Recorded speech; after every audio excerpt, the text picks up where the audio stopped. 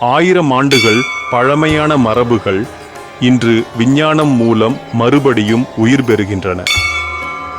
ஒவ்வொரு பூஜையும் ஒவ்வொரு மந்திரமும் உடலுக்கும் மனதுக்கும் மறைந்திருக்கும் சக்தி கொண்டவை. நவீன நியூரோசையன்ஸ், புவியியல், உயிரியல் எல்லாம் சொல்லும் உண்மை ஒன்றுதான்: ஆன்மீகத்தில் அறிவியல் உள்ளது. இது ஆன்மீகமும் அறிவியலும் சந்திக்கும் பயணம். வரவேற்கிறோம் ஆன்மீக அறிவியல் உலகிற்கு. வணக்கம் நண்பர்களே. இன்னைக்கு நாம பார்க்க போறது உலகம் முழுக்க பல கலாச்சாரங்கள், மதங்கள் மற்றும் ஆரோக்கிய முறைகளில் பின்பற்றப்படும் ஒரு அதிசயமான பழக்கம்: உண்ணாவிரதம். இது வெறும் உணவு துறப்பு இல்ல, நம்ம உடலின் அரிய சக்தியை தூண்டும் ஒரு சக்தி வாய்ந்த அறிவியல் முறை. விரதம் இருந்தா பசி தாங்கிறது மட்டும்தான் நடக்குதா? இல்லவே இல்லை. இதுக்கு பின்னாடி இருக்கிற ஆழமான அறிவியல் ரகசியங்கள் என்ன? வாங்க இந்த 5 நிமிட பயணத்தில் பார்க்கலாம். விரதம் என்பது நவீன ட்ரெண்ட் அல்ல. பல ஆயிரம் ஆண்டுகளுக்கு முன்பே வேட்டையாடி வாழ்ந்த மனிதர்கள் இயல்பாகவே உணவு கிடைக்காத போது விரதம் இருந்தார்கள். நம்முடைய பாரம்பரியத்தில், இந்து மதத்தில் விரதம் ஒரு முக்கிய இடத்தை பிடிச்சிருக்கு. வளர்சிதை மாற்றம் மெட்டபாலிக் ஸ்விட்சிங். நம்ம கடைசியா சாப்பிட்டதுக்கு பிறகு 10 முதல் 12 மணி நேரம் கழித்து நம்ம உடம்புல ஒரு மாற்றம் நடக்கும். அது என்னன்னா, உடல் தனக்கு தேவையான ஆற்றலை சர்க்கரையில் இருந்து எடுப்பதை நிறுத்திவிட்டு சேமிக்கப்பட்ட கொழுப்பில் இருந்து கெட்டோன்களை உருவாக்க ஆரம்பிக்கும். அறிவியல் உண்மை இதுதான் கேடோசிஸ் நிலை. இந்த நிலை உடல் கொழுப்பை குறைப்பதற்கும் மூளையின் செயல்பாடுகளை மேம்படுத்துவதற்கும் உதவுது. விரதம் இருக்கும்போது நாம் சர்க்கரை எரிபொருளில் இருந்து கொழுப்பு எரிபொருளுக்கு மாறுகிறோம். Insulin reset. நாம சாப்பிடாத போது இன்சுலின் அளவு குறையும். இன்சுலின் அளவை குறைப்பது என்பது உடலில் உள்ள செல்கள் ஓய்வெடுக்கவும் இன்சுலின் செயல்பாட்டுக்கு மீண்டும் உணர்திறன் பெறவும் உதவும்.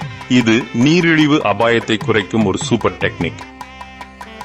விரதத்தின் மிக முக்கியமான அறிவியல் கண்டுபிடிப்பு 2000 நோபல் பரிசு பெற்ற ஒரு செயல்முறை. அதுதான் ஆட்டோபேஜி. ஆட்டோபாசி என்றால் என்ன? ஆட்டோ என்றால் சுயமாக, பேஜி என்றால் சாப்பிடுதல், அதாவது தன்னைத்தானே உண்ணுதல். செல்லுலார் சுத்தம். விரதத்தின் போது நம்ம செல்கள் பழைய மற்றும் பழுதடைந்த பாகங்கள், தவறான புரதங்கள் மற்றும் தீங்கு விளைவிக்கும் கிருமிகளை வேட்டையாடி அவற்றை நீக்கி ஆற்றலுக்காக பயன்படுத்துகின்றன. இது ஒரு இயற்கையான ஆழமான செல்லுலார் ரிசைக்கிளிங் செயல்முறை. புதிய செல்கள் உருவாக்கம். பழையவற்றை அகற்றி புதிய ஆரோக்கியமான செல்கள் வளர வழிவகுக்கிறது. நோய் தடுப்பு. இது புற்றுநோய், அல்சைமர் போன்ற நரம்பு மண்டல நோய்களை தடுக்க உதவுகிறது. ஆயுளை நீட்டித்தல். பல ஆய்வுகள் ஆட்டோபேஜியை தூண்டுவது நீண்ட ஆயுளுக்கு வழிவகுக்கும் என்று கூறுகின்றன. விரதம் என்பது உடலுக்கு உணவை மறுப்பதல்ல, மாறாக உடலின் உள்ளே இருக்கும் பழைய குப்பைகளை நீக்கச் செல்களை தூண்டுவது. விரதம் வயிற்றுக்கு மட்டுமல்ல, நம் மூளைக்கும் ஒரு வரப்பிரசாதம். மூளை சக்தி, பிரெயின் பவர். விரதம் இருக்கும்போது மூளையில் PDNF, brain derived neurotrophic factor என்ற ஹார்மோன் அதிகரிக்கிறது. இது மூளை செல்களை பாதுகாக்கவும் புதிய நரம்பு இணைப்புகளை உருவாக்கவும் உதவுகிறது. இதன் விளைவாக மன ஒருமித்த கவனம் மற்றும் நினைவாற்றல் மேம்படுகிறது. வளர்ச்சி ஹார்மோன். விரதம் மனித வளர்ச்சி ஹார்மோன் HGH உற்பத்தியை வியக்கத்தக்க வகையில் அதிகரிக்கச் செய்கிறது. HGH என்பது கொழுப்பை எரிக்கவும் தசை வெகுஜனத்தை பாதுகாக்கவும் உடலின் ஒட்டுமொத்த மீட்சியையும் மேம்படுத்தவும் உதவும் ஒரு அற்புதம். எடை குறைப்புக்கு தேவை குறைந்த இன்சுலின் மற்றும் அதிகரித்த HGH. இந்த 2 காரணிகளும் இணைந்து தசையை இழக்காமல் கொழுப்பை மட்டும் திறம்பட குறைக்க உதவுகின்றன. விரதம் என்பது பசியை தள்ளி போடும் சகிப்புத்தன்மை அல்ல, அது ஹார்மோன் நிலைகளை சரி செய்யும் ஒரு உயிரியல் பொறிமுறை, பயாலஜிக்கல் மெக்கானிசம். விரதம் என்பது ஒரே ஒரு முறை அல்ல, இதில் பல ஆரோக்கியமான வகைகள் உள்ளன. இடைப்பட்ட விரதம் இன்டர்மிட்டன்ட் ஃபாஸ்டிங் மிகவும் பிரபலமான முறை. இதில் 16 மணி நேரம் விரதம் இருந்து 8 மணி நேர சாளரத்தில் உணவு உண்பது. வாரத்தில் 5 நாட்கள் சாதாரணமாக சாப்பிட்டு 2 நாட்கள் கலோரி அளவை குறைப்பது.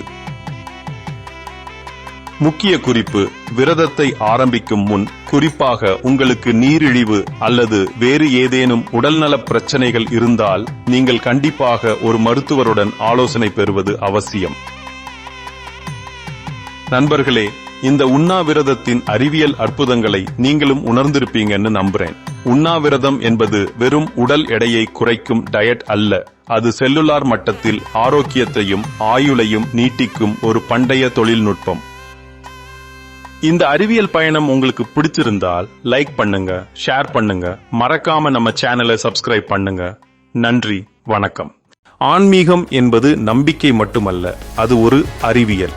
ஒவ்வொரு மந்திரமும் ஒவ்வொரு வழக்கமும் நம் உடலும் மனமும் சமநிலையில் இருக்க வடிவமைக்கப்பட்டவை. இன்று நவீன அறிவியல் அதையே உறுதிப்படுத்துகிறது. ஆகவே ஆன்மீக அறிவியல் எதையும் மறுப்பதில்லை, அது நம் வாழ்வை அமைதியாக்கி நம் உள்ளத்தை உயர்த்துகிறது. இந்த பயணத்தில் என்னோடு இருந்ததற்கு நன்றி. அடுத்த காணொளியில் மீண்டும் சந்திப்போம்.